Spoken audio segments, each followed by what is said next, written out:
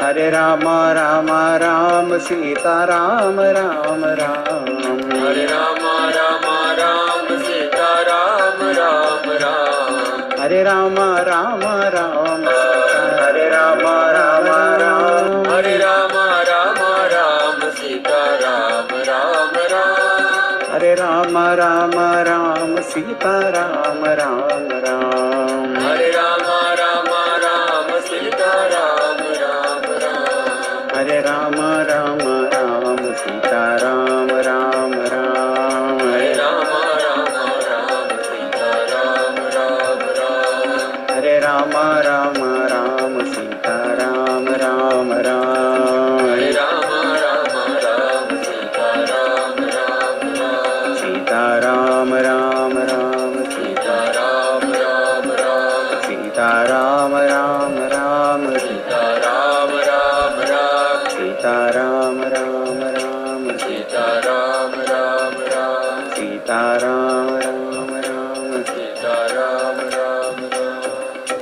सियावर रामचंद्र की जय, पवन सुत हनुमान की जय, बोलो भाई सब संतन की जय.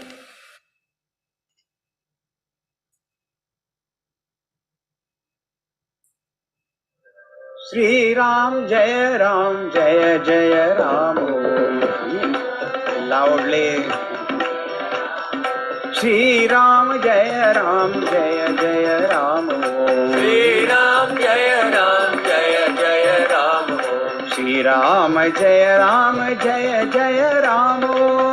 Ram Jaya Ram Jaya Jaya Ram. Shri Ram जय जय Ram. Shri Ram Jaya Ram Jaya Jaya Ram. Shri Ram जय जय Ram. Shri Ram Jaya Ram Jaya Jaya Ram. Shri Ram जय जय Ram. Shri Ram Jaya Ram Jaya Jaya Ram. Shri Ram जय जय Ram. Shri Ram Jaya Ram Jaya Jaya Ram. Shri Ram जय जय Ram. Shri Ram Jaya Ram Jaya Jaya Ram. Shri Ram जय जय Ram. Shri Ram Jaya Ram Jaya Jaya Ram. जय जय राम. Jaya Jaya Ram. जय जय राम. Jaya Jaya Ram. प्रिय सियावर रामचंद्र की पवन सुत हनुमान की Jai. बोलो भाई सब संतन की सद्गुरुनाथ महाराज की.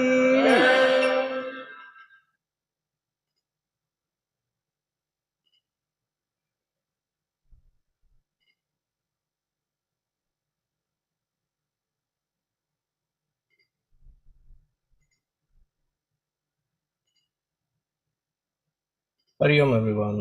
Can you all see me and hear me clearly? Awesome. Hope you have had a good weekend. This week we are going to start with a new chapter, a very interesting chapter. Hope and pray that most of you come, and maybe that this will require more than 1 week. Let's see how it will go. And this is a topic on meditation, dhyanam, why, how to do it, what are the means, what are the techniques, and we will be focusing purely and only upon the Vedantic meditation, that which is prescribed as the method. We should be covering also the Saguna Sakara with the form and Nirguna Nirakara without the form. So there's a lot to cover. So without much ado, let's begin with the invocation. Please join me for the invocation. Let's begin.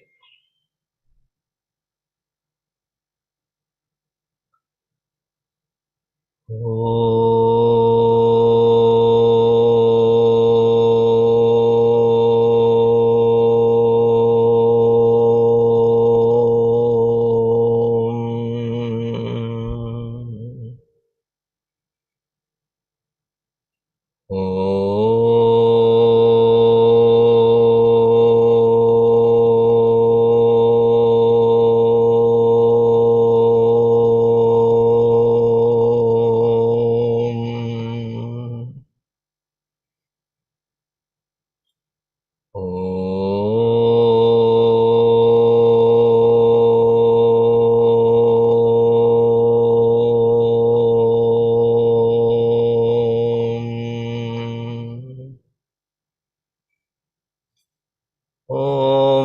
सहनाववतु सहनौ भुनक्तु सह वीर्यङ्करवावहै तेजस्विनावधीतमस्तु मा विद्विषावहै ॐ शान्तिः शान्तिः शान्तिः गुरुर्ब्रह्मा गुरुर्विष्णुः गुरुर्देवो महेश्वरः गुरुरेव परं ब्रह्म तस्मै श्री गुरवे नमः तस्मै श्री गुरवे नमः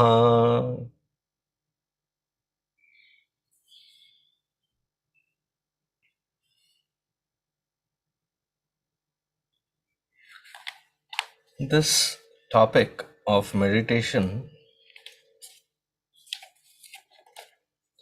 is often very misunderstood and probably thought in as one of the most easiest things to do.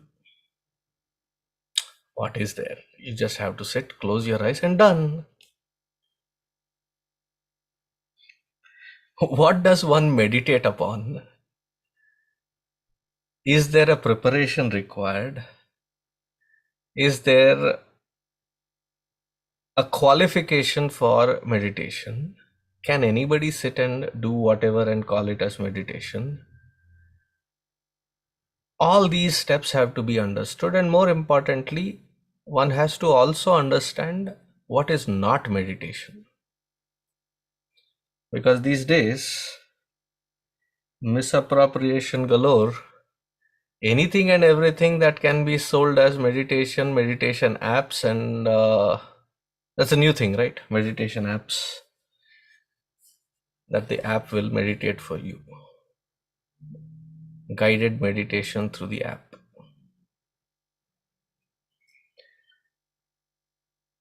It starts with, there were several people that tried saying, Swamiji, we should start an app. We have everybody in the team ready, and they have their own concepts. I said, I'll be a part of that team to start something on meditation, provided you first listen to what is meditation, not come up with concepts of what you want to sell as meditation. Otherwise, there is no meaning to it. There is no direction to it. So it starts with music. See, when you listen to music, soothing music, what do they call it? They call it the spa music. Exactly. This is not spa. Oh, this is a mind spa. Don't spoil my mind. Music is called Gana Shravanam or Sangeeta Shravanam. It is not called Dhyanam. Then there are those who teach pranayama and say that this is meditation. That you do this pranayama and then you be in that silence, and that is called a meditation. That is called pranayama. There is a specific process for it. And the funny thing is, we'll use all of these, but these are the preparatory steps and not the meditation as such. Then there is the repetition of the mantra, the mantra repetition. So, but that is called japa. That's not called meditation. Then there is the watching the thoughts. That is called being a sakshi, and that is not dhyana. First, I'm listing out all those things which are often misunderstood as meditation. Then, what is meditation? Meditation is, as Gurudev used to put it, it's not a verb, it is a state of being, hence, therefore, it is a noun. So, it's not an action being performed. Dhyana or nididhyasana and its purpose is entirely different. It is not to reach to a certain goal that we assume that you meditate to realize.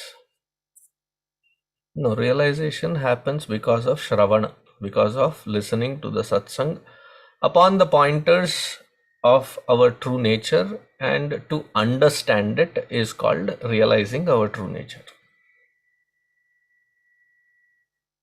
Now, in order to abide in it, our mind has these several patterns, tendencies, habits, and these habits take over a lot of our conscious state of being, where we are constantly pushed to our old habits, and these habits die hard. So those of us who have reached to the qualifying state, to be able to, having first realized it, now one has to abide in it. One has to remove these habitual errors, and in order to win over these habitual errors, there is this intense dhyana or nididhyasana that is performed, which means Shravana, Manana, Nididhyasana. First Shravana, then Manana has to be very clearly done. Shravana is the only way to have this understanding established. Manana removes all the sandeha, all kinds of doubts and questions.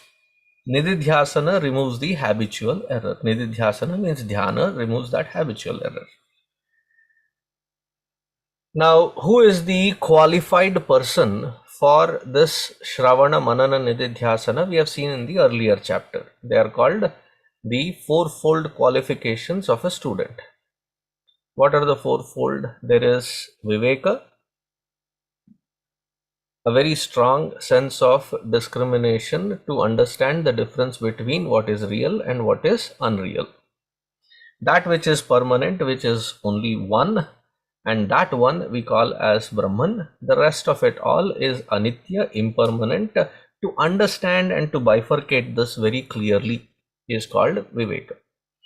That which has been separated as Anitya, to have a sense of detachment and distancing without being impacted by it anywhere, BMI, whether it is at a body level or at an emotional level or at an intellectual level, to have that sense of dispassion is called Vairagya.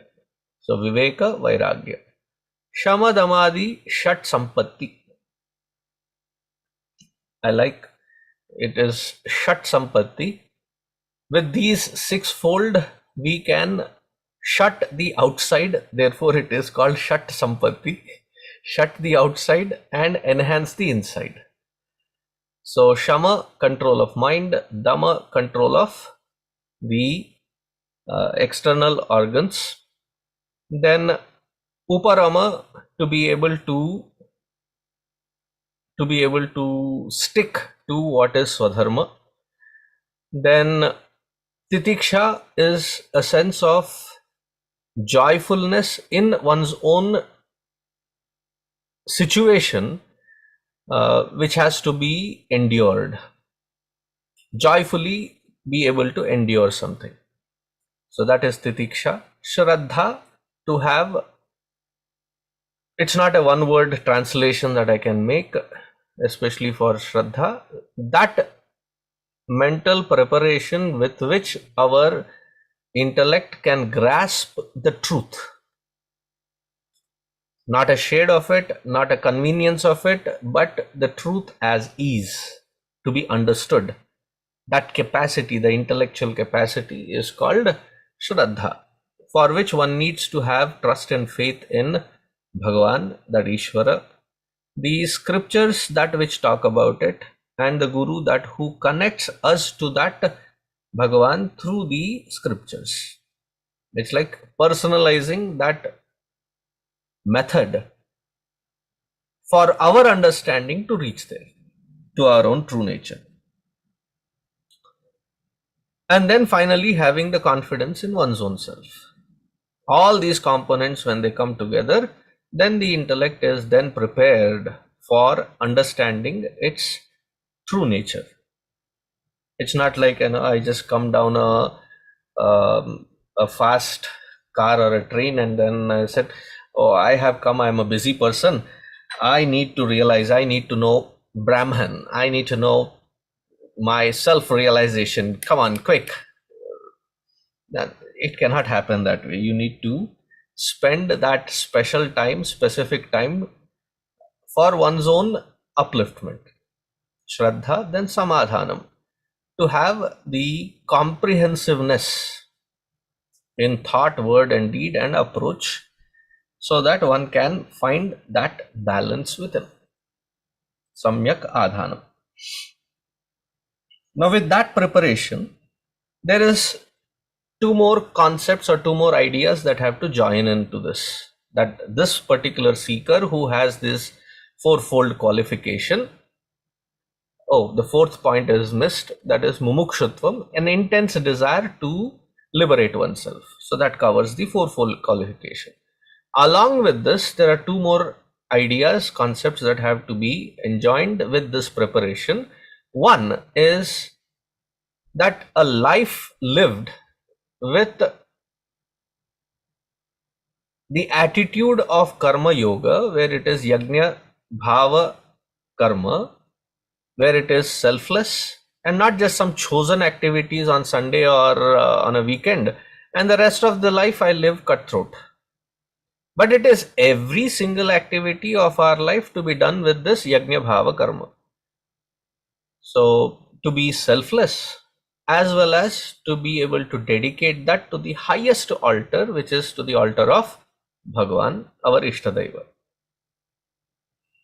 When somebody has performed this kind of action as a reflex, as a second nature, for a very long period, the effect of such karma yogin is that they are not disturbed from the external facts, external impacts, and yet they would perform their field of, or fulfill their field of responsibilities with utmost responsibility and with utmost detachment.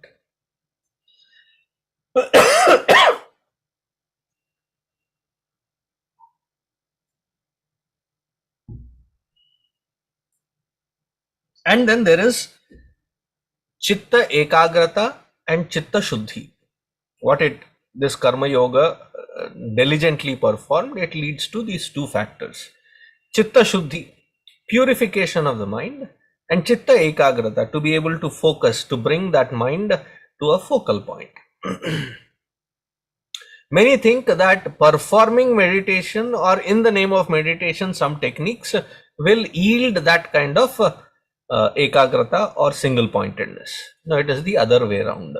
Bhagavad Gita, in Bhagavad Gita, Bhagavan himself says very clearly, Tatra ekagram manah kritva na kinchidapi chintayet. Bring that mind which is prepped with single pointedness onto the seat of meditation. And where do we get it? Through karma yoga.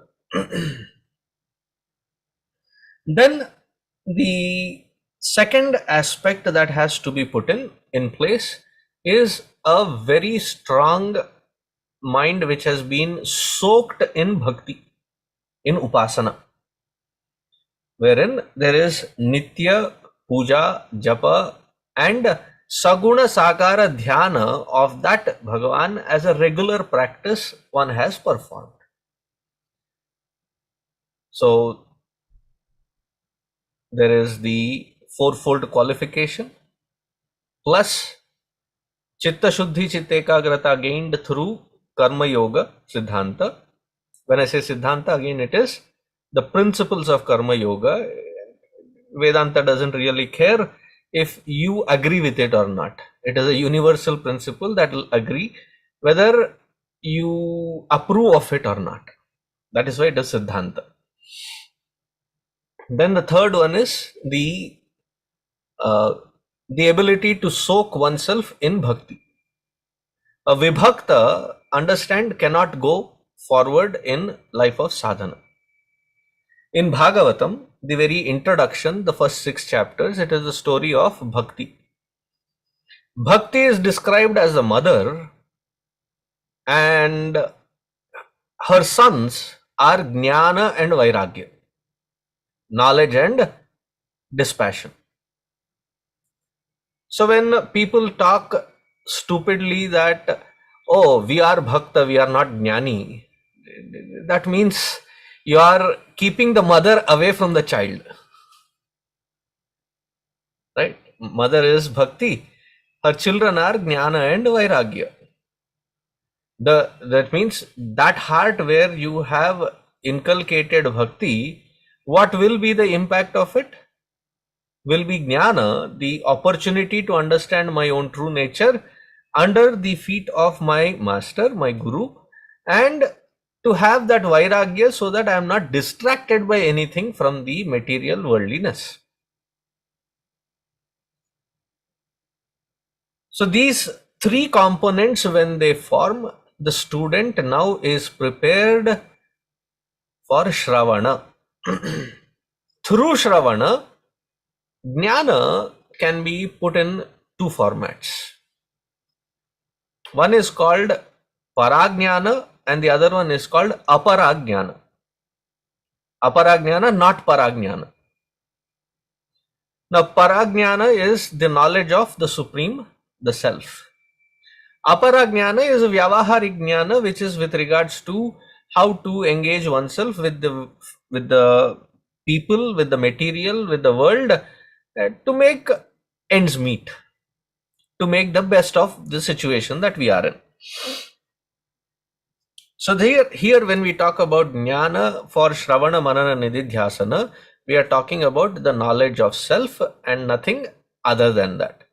It is not Bhagavad Gita for management skills, Bhagavad Gita for finding better lasting friendship, Bhagavad Gita for a better digestive system, Bhagavad Gita, I don't know, they pick Bhagavad Gita to various other means and needs, where it is a moksha shastra which is for understanding one's own true nature.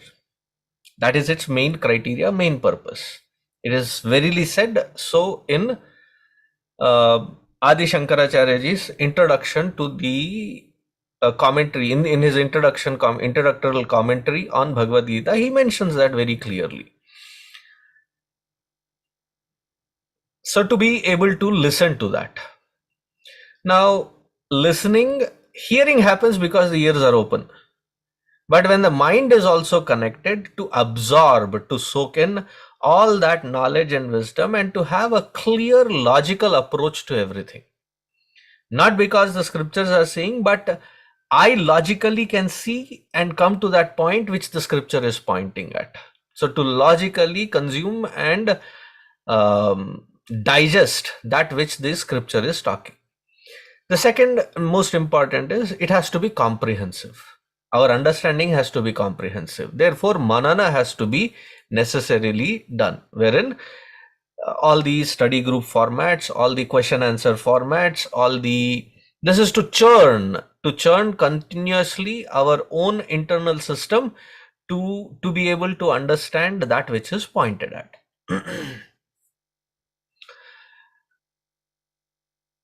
Now, as we go deeper and deeper, there will be several logical questions, because each one of us has our own interpretations and the impact of those interpretations and how we uh, integrate them into our life. There is a difference, and there will be constantly a fine uh, separation between what the scripture is pointing and what I am understanding. That has to be brought in, where whatever the scripture is pointing at, logically I can arrive and I am convinced of it. Then all these doubts, queries, questions, they calm down. See, each one of us understand it. We come with our own personal maze. It's a jumble. It's like a thousand, what do you call those puzzles? I think it is a puzzle, right? 1,000 pieces with different shapes, and they're all jumbled up. You have to sit down and organize it on a flat surface. Sometimes it is for an age group of 15 to 20. For sometimes it is so complicated that it is for it depends on the age group. So you get that. Similar is our mindset, wherein we have so many aspects of life, work, understanding the world, understanding human, understanding emotions, understanding the purpose. There's so much that it has jumbled up puzzle. As we sit down and do this manana with that logical approach that the Shastra is providing, the Guru is pointing at, our puzzle is now come to a point wherein majority of all our doubts, queries are settled. There may be certain aspects which I may not understand, but since 80% of it is logically understood, I tend to give benefit of doubt based on my Shraddha to take a leap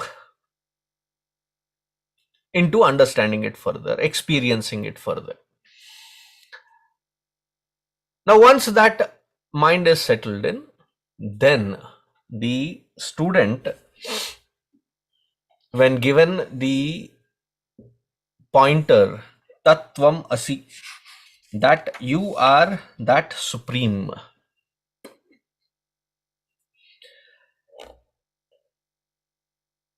to find that identity, that supreme which is being pointed at is verily my true nature.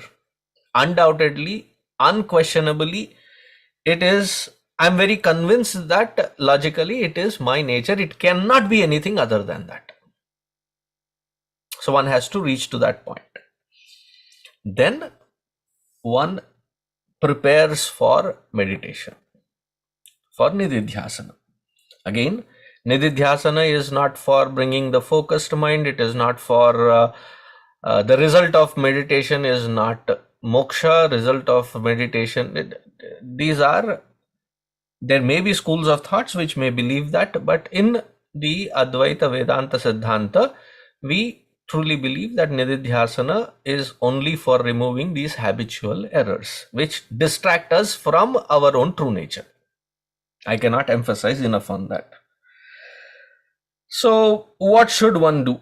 Since the student is already prepped, first one has to find a solitude, of a place where it is clean.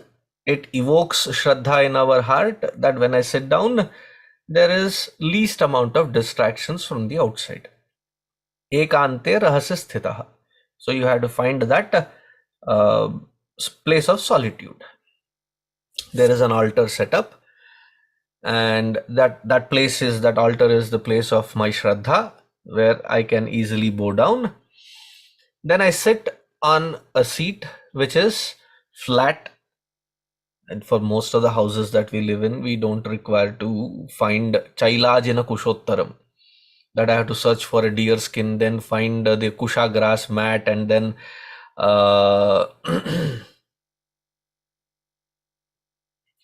kusha grass, and then set up. No, we don't need all of that. A soft cloth, but use that particular mat, that which you are having to sit on, for this purpose only, for sadhana purpose only. It is not a mat where you can, sometimes sleep, sometimes do yoga, sometimes do this or that. Leave it for sadhana only. So find such seat, comfortable seat to sit on. Then asana siddhi, that when I sit on that seat, I do not find any disturbance in my asana, that I constantly keep shifting, shuffling and rocking, and then no, there has to be the steadiness where the body can be parked and it can stay in that position without any discomfort, for which the head, neck, back, all of this has to be in one straight line, straight alignment. What if I cannot sit down? I have issues with my leg, issues with my back, issues. You can sit in a chair, but make sure that your feet are not dangling in the air. Sometimes when short people get long chairs, long people get short chairs. It's an uncomfortable posture. So sit where your legs are comfortably placed on the flat surface, on the floor, and your hands are interlocked and placed in your own lap.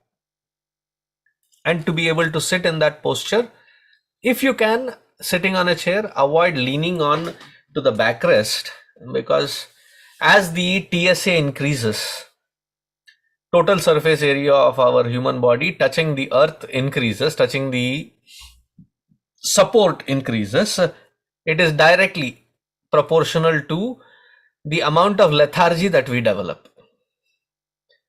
So reduce that as much as possible, but don't be uncomfortable.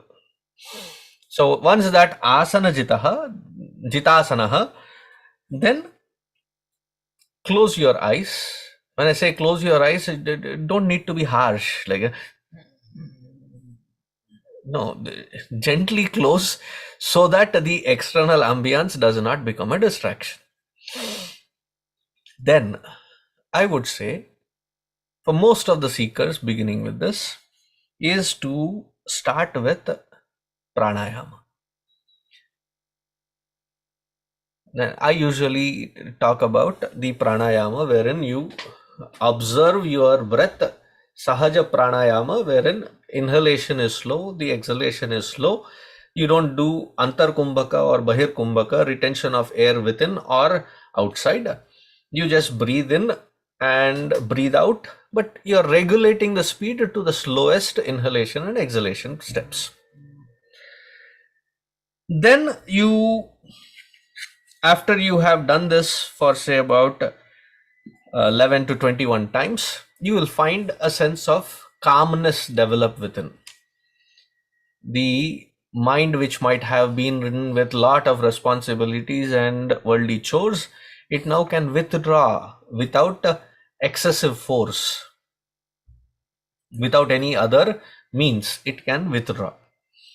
Now after this pranayama is done, then you sink in the mantra japa along with your breathing, preferably minimum at least 108 times. Why that 108 times?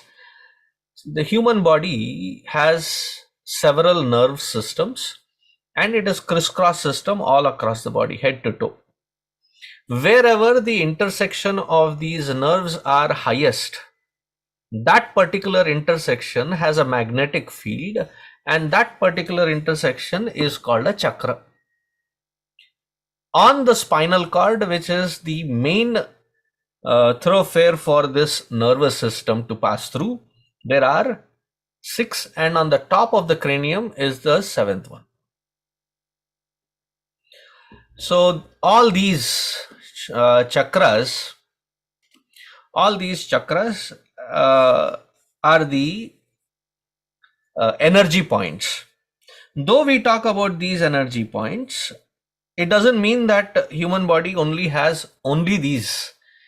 Total, including of these that are in the spinal cord, there are about 108 chakras. Now when you chant 108 times, all our chakras get realigned. Realigned wherein the energies, circulating around in the entire system is channelized without any block, without any impediments. All of that gets cleaned. So 108 times is the preferred number. After that japa is done, when you meticulously do it in sync with your breathing. So you breathe in, and as you are breathing out, supposing your Rama, your mantra that is there are Vaidika mantras, there are Pauranika mantras, whichever is the mantra that your Guru has given. Sometimes your Ishtadeva might be Krishna, but you may have been given a Rama mantra. Guru knows better. A classic example is when Mirabai goes to her Guru, and she goes very proudly saying that, I am a great Krishna devotee. So her Guru says, okay, you will do Shri Ram Jai Ram Jai Jai Ram Om, Ram mantra. She storms out, and it's only later that she realizes that her Guru has given it so that her mind can tune into Krishna better through this mantra. So that is when she sings. There's that famous bhajan of hers, Payoji maine Ram Ratan Dhana Payo. That Guru's direction, Guru Maharaj's direction is that this mantra befits me and I understand its purpose. I have grown out of my childishness. I will now stick to this mantra and repeat this mantra. Why? Vastu Amolika Diya Mere Satguru. My Guru has given this incomparable treasure, that which increases multifold as I chant. Its glory increases. So whatever is the Ishtadeva mantra, that where our mind naturally goes towards, that particular Ishtadeva, that mantra which is there in the self-unfoldment, there's a whole list of it that is given in the end of this chapter. So you'll find those mantras to pick on, and you can start chanting that mantra. Whatever you pick or whatever you have been given, don't keep oscillating it, don't keep changing it. That maybe Ganapati, maybe Umapati, maybe Tirupati, maybe don't keep jumping. Pick one and stick to that. The consistency is more important. Then you do the japa where whatever is the Ishtadeva. So let's go by Shri Ram Jai Ram Jai Jai Ram Om. So you breathe in, and as you are breathing out, as a whisper, Om Shri Ram Jai Jai Ram Om. I don't have a melody bone in me, so if you have that melody, you can even sing it, that's fine. But as a whisper so that you can hear. Once you have completed this 108 times, because it is in sync with your breathing, you will feel immense amount of peace within. The mind is not disoriented or fragmented to be running here and there. Right? Now, after this has been done, after the japa has been ascertained, you think of your Ishtadeva, you think of your Guru, offer your salutations, because it is the blessings of that Ishvara that we have a Guru in our life. It is the blessings of that Guru who need not have taken me, but has taken me under their wings to show me the right path, where I am the only beneficiary. The Guru has nothing to gain out of it from me. So with that thankfulness, I offer my salutations to that Guru. And then I can do, because of the Upasana Paddhati, I can quickly go through my communication, internal communication with that divine that I have been visualizing as my Ishtadeva, and offer to that Ishtadeva the 16 steps Manasika Puja, and have a dialogue with that Ishtadeva within. That would be called as Saguna Sakar. And you can go elaborate, because it is all visualization. You don't need to be a stingy, miserly person in your imagination, at least. I've given you this example earlier, way back, that there were these two kids playing house, sister and brother. So the sister is playing the mother's role, and the brother is playing the father's role. The father comes back home, washes his hands. This is all in the beach, sitting right in front of us. Comes back home, washes his hands, and sits down and says, "What is there to eat?" So she takes his hand and puts some sand. It is sand only, right? So they're playing. So he puts some sand in his hand and says, morning's leftover puris and yesterday's curry or sabji, whatever is left, eat now. Where does that kid get from? Yajjada charate shreshtaha. Whatever their shreshta people in home are performing, that is what. So this fellow looks at his hand, looks at his sister. This is a 5-6-year-old. The sister is about 8-9 years old. So looks at his sister and says, Didi, after all, you are putting sand in my hand. Why can't it be garam garam jalebi, garam garam pakode? That is called the bhava daridrata, wherein when we have to visualize, we are so stingy and miserly, wrongly patterned, that we cannot visualize, we cannot imagine, we cannot be expressing with that glory and finesse in it. So since it is your imagination, like how Adi Shankaracharya puts it in Shiva Manasa Puja, that shloka, Ratnai Kalpitamasanam Himajalaihi Snanancha Divyambaram. How is that asana in which that Bhagwan is seated? Hema Kachita. No, it is a very beautifully carved, amazing, beautiful seat which is made of gold, studded with all kinds of precious stones. Nice, comfortable seat in that where Bhagwan is seated, his feet are down, and Bhagwan is looking at me, I am looking at Bhagwan, and I am offering these following steps. In US, if you have to buy a bouquet of flowers and then offer it, it's quite costly. So you might be stingy to put only petals and then do for every step, or when they're not there, asanarthe akshatani samarpayami, pushparthe akshatani samarpayami. For everything there is a shortcut, pratyamnaya, alternative that is offered. But in your imagination, you need not be stingy. So you can have a forest of garden and beautiful flowers with real smell to it and freshness to it. You offer those, and after that is done, then in your seat there is this step which is said, you massage your entire body so that it relaxes. It is called thought massaging. Once that thought massaging is done, by this time actually there should be least amount of thoughts, because it has been now geared towards the sadhana. Even if they are, don't try to resist it, don't try to fight with it. It is like attention seeking syndrome. Don't abbreviate it. It is an attention seeking syndrome wherein the mind would want you to constantly throw that attention at it and constantly be indulging in it.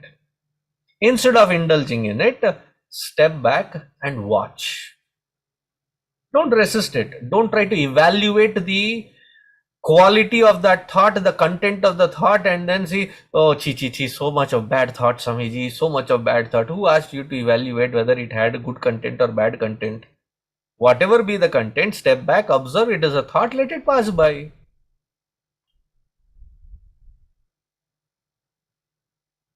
Now, once that is done, where you now find you find that the mind has rested enough, meaning it has not been indulged in, and it finds that quietude within. In that quietude, you then can take a passage of your own Shravana, where whether it is Viveka Chudamani, whether it is Mundakopanishad, Kathopanishad, or Ishavasyopanishad, Kenopanishad, there are these beautiful pointers provided.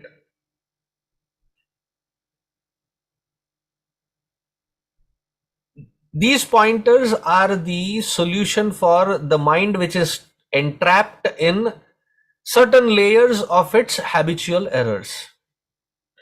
Supposing I find myself to be that person whose mind is constantly feeling agitated, feels the mind feels that, I am being worthless, I am good for nothing, I am useless, I am, this self beating process, we get into that rut. So at that point, the pointers that are given in the Upanishads, that you are bigger than the biggest and yet subtler than the subtlest. You are essentially Gaganopamam, as free, untainted as the space. You are the purest of the pure. Now these are the pointers given. Now when we apply that I am this Atma Chaitanya whose very nature is of this expression, what am I doing? I am shifting the layer of conviction of my own intellect from being a limited BMI, transcending these vasanas, into ascertaining that I am that Om. That shift is happening, that shift is being geared towards, that my conviction itself is shifting. Logically, that when I'm re-educating again and again, that these are the traps that my mind gets entrapped in, and this is the method for me to get out of this entrapment mindset. So I educate that. Now, there is another beautiful aspect of it is, once this contemplative process has been ascertained and I find that clarity in myself, the mind has come to the end of that thought process. Don't try to churn another thought. Don't try to churn another topic. Don't try to jump into a thought parade. But instead, having reached to that quietude within, awareful quietude. You have to be careful here, okay? The pitfall is, we have never, as a mind, has never had a habit of being quiet and yet being awake. See, so far as a daily, day-to-day routine habit, either it knows to continuously keep churning thoughts. When it is tired of churning thoughts, it sleeps. There is never an intermediary platform where it is not churning thoughts, is available, and is quiet. So sometimes at this point, it is like there is this bridge here. This is the mind getting towards quietude, and this is where it has to now abide in itself. So there's a gap. And what happens? This mind has to now jump into merging into its own self, almost. It's like a sugar cube being put into a coffee, hot coffee, how it just, merges, melts into it. That is what should happen. But because of this gap, and I have never had a habit of being in that silence, quietude, and being awake at the same time, what happens? I slip into something which I have a habit of. Now that is where people go forward in meditation, in nididhyasana, or sometimes go backwards. Eventually, it is a rocking meditation session that they are having where they are snoring away to glory.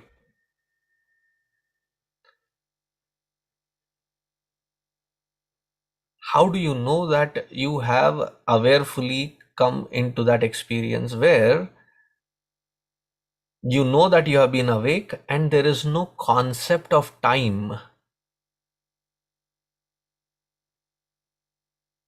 When you get out of that meditative equipoise and you find, oh boy,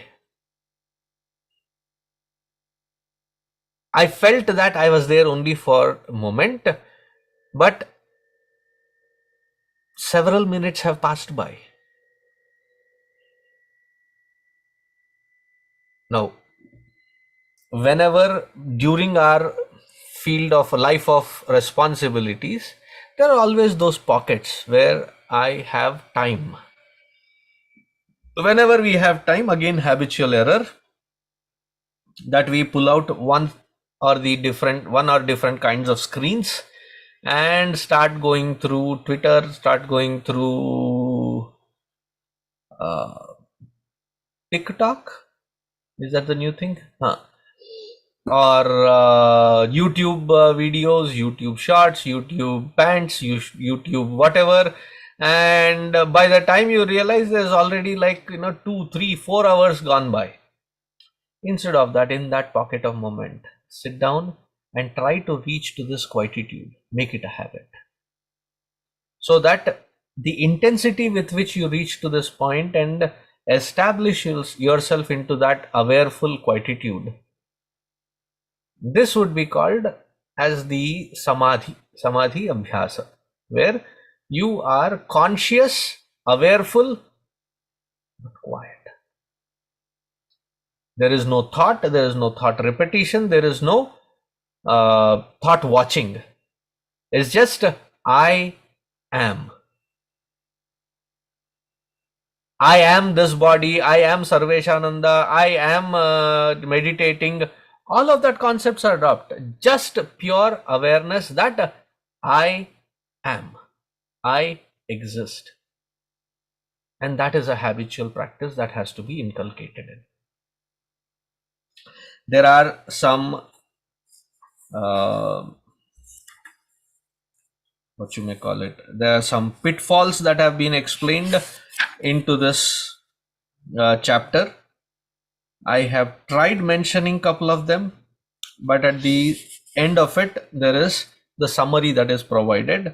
Find a seat, find a posture, then bring your mind to one focal point through your pranayama, then contemplate on Bhagwan, then do your japa, and then do the thought massage, thought parade, and then be in that awareful quietude within, which Gurudev calls it as the thoughtless state.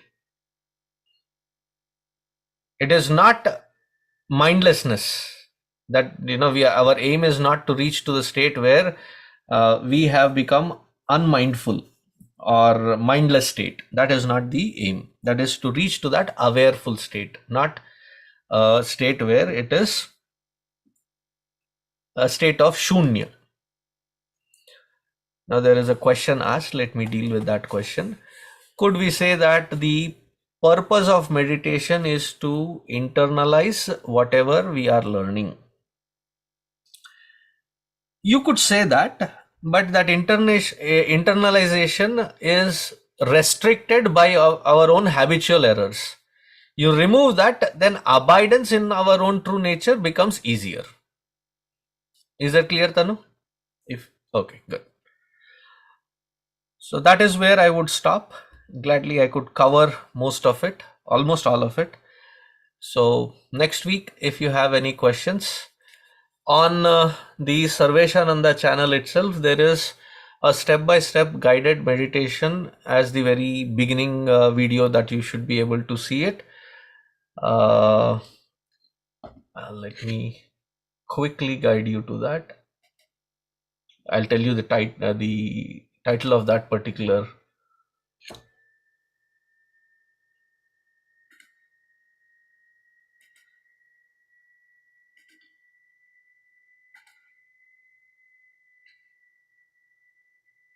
Yeah,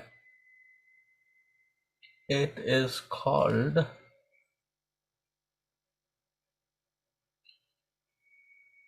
I'm not able to find it.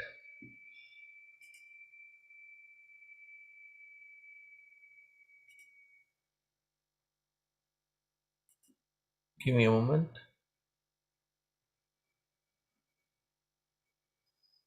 Oh, I guess when I'm having a live session, it takes over. Anyway, when you go to the channel, there is that first video that will come up. It is basics of meditation. You can watch to understand the process again, or this video itself will be available. You can rewatch it. If you have your questions ready by the Thursday evening, I'd appreciate it. Come with your guns blazing with all sorts of questions that can be asked. This is an intriguing topic. Thou art welcome with all your questions. Hemant Babu, can you conclude us with a fast paced, quick paced, not like super fast, Hanuman Chalisa for us? Sure. Yes, Shri Guru Charana Saroj Raj Nij Mana Mukur Sudari Parano Raghuvar Bimala Jasu Jodhayak Falachari Buddhihin Tanu Janike Sumiro Pavana Kumar Bala Buddhi Vidya Dehu Mohi हरहु कलेस विकार जय हनुमान ज्ञान गुण सागर जय कपीश तिहु लोक उजागर राम दूत अतुलित बल धामा अंजनी पुत्र पवन सुत नामा महावीर विक्रम बजरंगी कुमति निवार सुमति के संगी कंचन वरण विराज सुवेसा कानन कुंडल कुंचित केसा हाथ वज्र हो ध्वजा विराजे कांधे मूंज जनेयु साजे शंकर सुवन केसरी नंदन तेज प्रताप महाजगवंदन विद्यावान गुणी अति चातुर राम काज करिबे को आतुर प्रभु चरित्र सुनिबे को रसिया राम लखन सीता मन बसिया सूक्ष्म रूप धरि सियहि दिखावा विकट रूप धरि लंक जरावा भीम रूप धरि असुर संहारे रामचंद्र के काज सवारे लाय सजीवन लखन जियाए श्री रघुवीर हर्षि उर लाए रघुपति कीन्ही बहुत बड़ाई तुम मम प्रिय भरत ही सम भाई सहस बदन तुम रोजस गावे अस कहि श्रीपति कंठ लगावे सनकादिक ब्रह्म आदि मुनीसा नारद सारद सहित अहिसा यम कुबेर दिक्पाल जहाते कवि कोविद कहि सके कहाते तुम उपकार सुग्रीव ही कीना राम मिलाय राजपद दीना तुमरो मंत्र विभीषण माना लंकेश्वर भय सब जग जाना युग सहस्र जो जन पर भानु लील्यो ताहि मधुर फल जानु प्रभु मुद्रिका मिली मुख माहि जलधि लांघि गए अचरज नाहि दुर्गम काज जगत के जेते सुगम अनुग्रह तुमरे तेते राम दुआरे तुम रखवारे होत न आज्ञा बिनु पैसारे सब सुख लहे तुम्हारी शरणा तुम रक्षक काहू को डरना आपन तेज सवारो आपे तीनों लोक हाकते कांपे भूत पिशाच निकट नहीं आवे महावीर जब नाम सुनावे नासे रोग हरे सब पीरा जपत निरंतर हनुमत बीरा संकट से हनुमान छुड़ावे मन क्रम बचन ध्यान जो लावे सब पर राम तपस्वी राज तिनके काज सकल तुम साज और मनोरथ जो कोई लावे, सोई अमित जीवन फल पावे। चारों युग परताप तुम्हारा, है प्रसिद्ध जगत उजियारा। साधु संत के तुम रखवारे, असुर निकंदन राम दुलारे। अष्ट सिद्धि नवनिधि के दाता, असवर दीन जानकी माता। राम रसायन तुम्हारे पासा, सदा रहो रघुपति के दास। तुम्हारे भजन राम को भावे, जन्म जन्म के दुख बिसरावे। अंत काल रघुवर पुर जाई, जहाँ जन्म हरि भक्त कहाई। और देवता चित्तन धरई, हनुमत से ही सर्व सुख करई। संकट कटे मिटे सब पीरा, जो सुमिरै हनुमत बलवीरा। जय जय जय हनुमान गोसाई, कृपा करो गुरुदेव की नाई। जो शत बार पाठ कर कोई, छूटहि बंधि महासुख होई। जो यह पढ़े हनुमान चालीसा, होई सिद्धि साखी गौरीसा। तुलसीदास सदा हरि चेरा, कीजय नाथ हृदय मह डेरा। कीजय नाथ हृदय मह डेरा। पवन तनय संकट हरण, मंगल मूर्ति रूप। राम लखन सीता सहित, हृदय बसहु सुरभूप। सियावर रामचंद्र की जय, पवन सुत हनुमान की जय। उमापति महादेव की जय, बोलो भाई सब संतन की जय। Thank you so much. Let us conclude with the Shanti Pata. Please join. ॐ सर्वे भवन्तु सुखिनः, सर्वे सन्तु निरामयाः, सर्वे भद्राणि पश्यन्तु, मा कश्चित् दुःखभाग् भवेत्। असतो मा सद्गमय, तमसो मा ज्योतिर्गमय, मृत्योर्मा अमृतङ्गमय। ॐ पूर्णमदः पूर्णमिदं पूर्णात् पूर्णमुदच्यते, पूर्णस्य पूर्णमादाय पूर्णमेवावशिष्यते। ॐ शान्ति शान्ति शान्तिः। हरिः ॐ श्री गुरुभ्यो नमः। हरिः ॐ। Take care everyone.